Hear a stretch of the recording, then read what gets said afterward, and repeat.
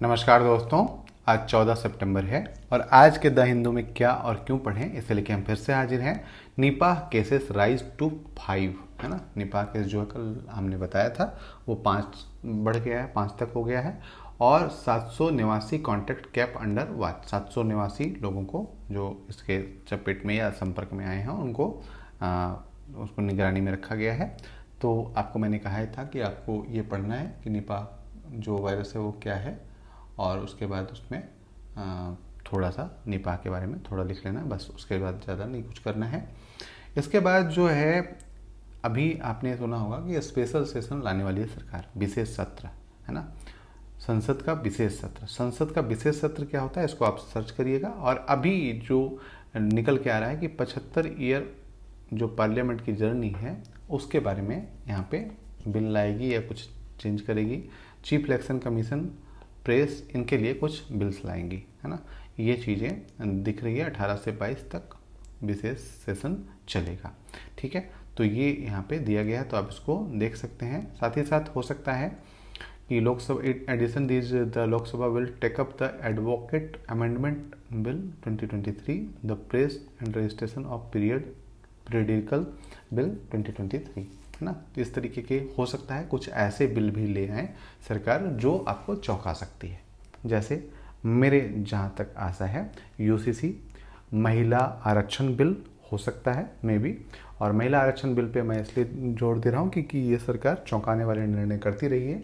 तो हो सकता है 50% रिजर्वेशन महिलाओं को देने के लिए कदम बढ़ा ले, तो ये एक चौंकाने वाला मामला हो सकता है, तो इसको आप देख लेंगे।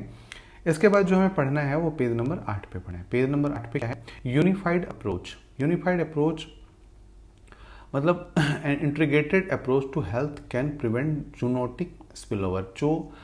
जो जानवरों से मनुष्य में फैलता है उस तरीके के वायरस को रोकने के लिए एक इंटीग्रेटेड अप्रोच मतलब समग्र रूप से हमें ये लड़ना होगा, इसी पे बात की गई है। तो आप इसे देख सकते हैं और वही निपाह वायरस के बारे में बात की गई है। अब जूनोटिक डिजीज़ क्या होता है तो ये आप ज़रूर देख लेंगे है ना, ठीक है। और इसके बाद जो हमें देखना है वो है the complex path to biofuel sustainability. Complex path to biofuel sustainability, आपने देखा होगा कि हमने अभी ग्लोबल बायोफ्यूल अलायंस बनाया है ना। G20 की जब मीटिंग चली तो हमने एक ग्लोबल बायोफ्यूल अलायंस बनाया है और इसकी सस्टेनेबिलिटी क्या है इसके बारे में बात की गई है। Until a few years ago, working on biofuels called to constant justification in the face of electric vehicle taking over the world. Today, while there is no doubt that EV adoption has amplified over the years, there is growing awareness of the fact no decarbonization strategy trade off free.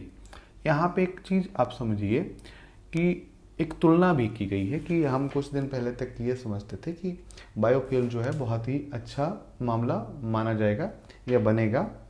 अब हम electric vehicle बहुत तेज़ी से अपना रहे हैं और हमने अभी 2025 तक ये करा है कि 20% हम बायोफ्यूल या एथेनॉल मैथेनॉल जो है वो मिलाएंगे। अब यहाँ पे है कि और अभी हमने एक बायोफ्यूल अलायंस भी बनाया है। अब इसके कई एस्पेक्ट निकलते हैं। अब जो एस्पेक्ट क्या निकलते हैं कि जो बायोफ्यूल है वो किससे आता है, वो उसका मेन सोर्स जो है वो फूड क्रॉप्स है, मतलब खाद्यान्न है, खाद्य फसलें हैं, उनसे बायोफ्यूल निकलता है।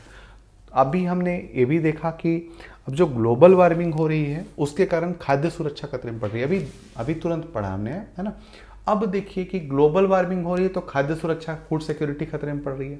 अब फूड सिक्योरिटी खतरे में पड़ रही है और हम बायोफ्यूल की तरफ बढ़ रहे हैं, तो बायोफ्यूल की तरफ यदि हम बढ़ते हैं तो खाद्य जो फूड क्रॉप हैं उनसे बायोफ्यूल बनाया जाएगा।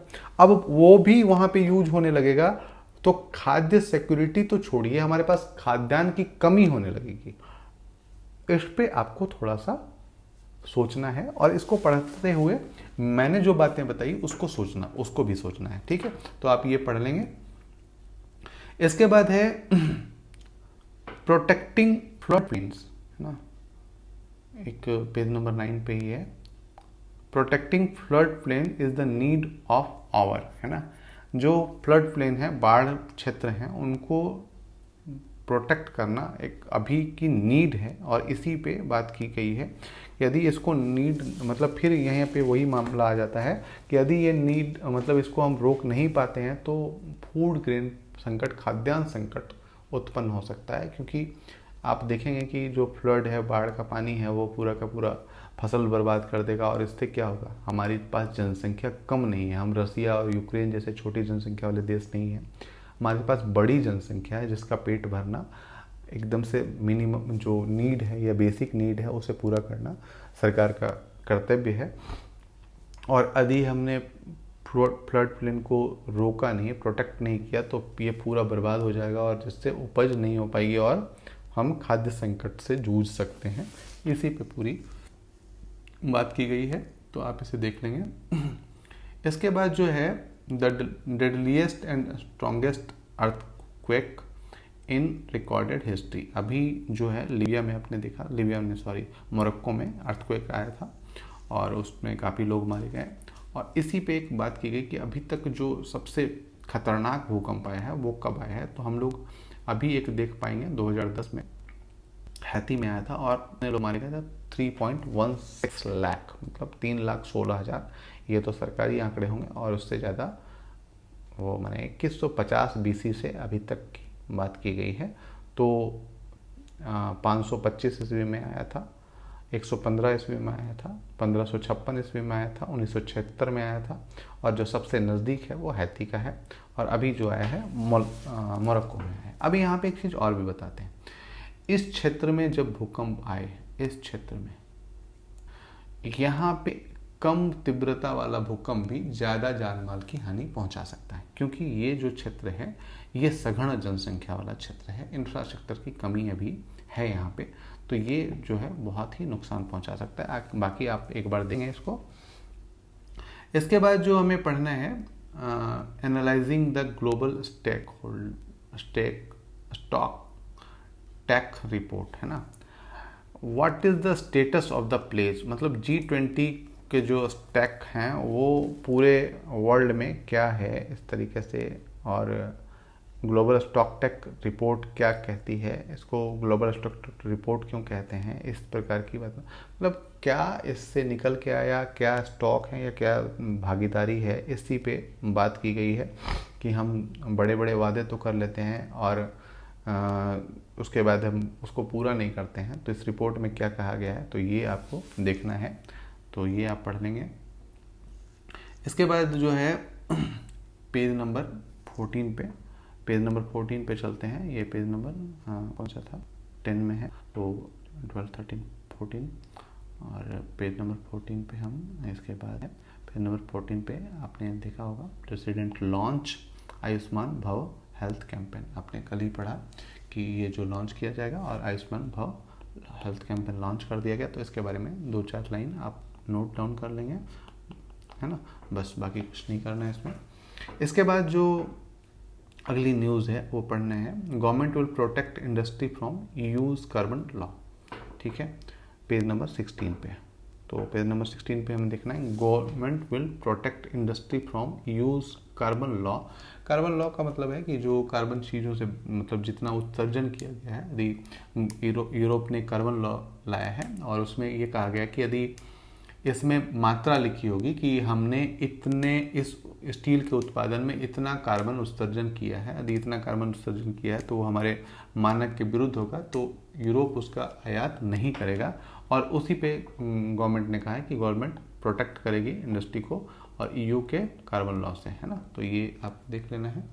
इसके बाद जो अगली न्यूज़ है वो लास्ट है और हमें लास्ट पेज पे जाना है। दोस्तों इसके पहले आप यदि आपने अभी तक सब्सक्राइब नहीं किया तो प्लीज़ सब्सक्राइब कर लें।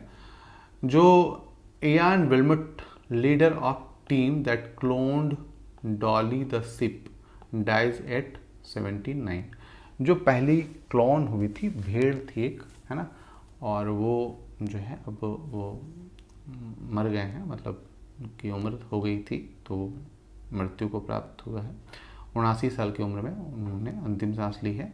इयान विल्मोट नाम था। तो आपको क्या देखना है कि आपको एक देखना है कि क्लोन है ना, अब ये चर्चा में आ गया तो क्लोन क्या होता है और किस प्रकार से ये मूल जो भेड़ होता है या मूल प्रति जो होती है उससे किस प्रकार से भिन्न भिन्न होता है ना। तो ये आपको देखना है। साथ ही इयान विल्मोट को याद रखिएगा कि क्लोन के जन्मदाता या स्कॉटिश साइंटिस्ट थे और वो एक लीडर थे, मतलब लीडर ये थे कि टीम के लीडर थे, टीम लीडर थे। तो ये आपको ध्यान रखना है। आज के लिए इतना ही दोस्तों, फिर कल मिलते हैं क्या और क्यों पढ़ने के साथ। धन्यवाद।